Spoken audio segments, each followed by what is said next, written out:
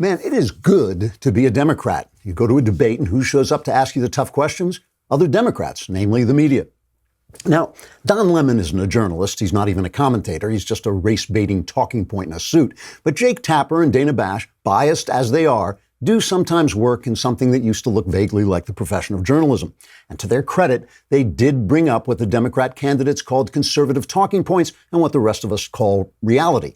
How are you going to pay for all that health care, Bernie? What do you think the border will look like once you decriminalize criminal immigration? And hey, Elizabeth Warren, if you swear not to use nuclear weapons first, won't you have to use nuclear weapons second after some of us have been departicleized by our enemies? Now, these mild injections of real life so shocked the rest of the Democrat press that they took the moderators to task. But conservative evildoer that I am, I felt there was a much bigger talking point left unspoken all night long. I felt there was one word missing from the debate, the word liberty. Adorable Looney Tune Marianne Williamson sent out a tweet yesterday, just before the debate, that said this: in 1776, our founders brought forth on this planet an extraordinary new possibility. It was the idea that people, no matter who they were, would simply have the possibility of thriving. Yeah, only not. Marianne sounds kind of like Abraham Lincoln, only without the profundity and truth. What Lincoln really said was, our fathers brought forth upon this continent a new nation conceived in liberty and dedicated to the proposition that all men are created equal. Liberty, and liberty equally for all. That's what the country is supposed to be about. That's everything it's supposed to be about. Everything in the Constitution is designed to protect our liberty, the separation of powers, the enumerated powers the federal government is not supposed to go beyond, liberty in speech, liberty in religion, and the right to bear arms that we need to protect that liberty when the government, inevitably, it seems, gets hungry for more and more power. That's the whole problem with the left and with leftism. Every free thing they offer you costs you not only money, it costs you liberty.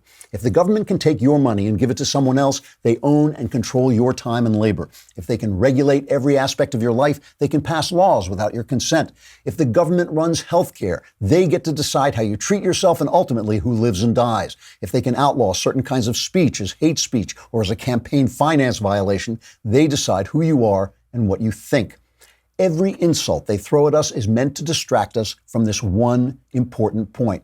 Racism, Islamophobia, climate denial, every single slur they hit us with is meant to take our minds off our real concern. Because it's not racist to oppose humongous government entitlements. It's a defense of liberty. It's not phobic to question restrictive tenets of a religion. It's a defense of liberty. And it's not some kind of thought crime to question whether more government power is going to do one damn thing to help whatever troubles the climate might have. We're fighting for our liberty.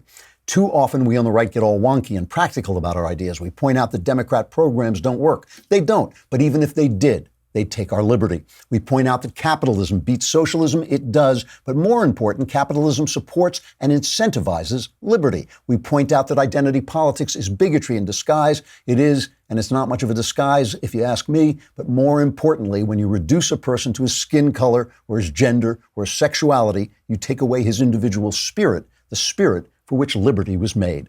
So good for the Democrats. They've created a media bubble in which they can hide from the L word. That means it's up to us to keep the word alive, to keep saying it loud and proud, no matter what they call us, no matter what they offer us, and no matter which of their gormless nudniks tries to become president and take our liberty away.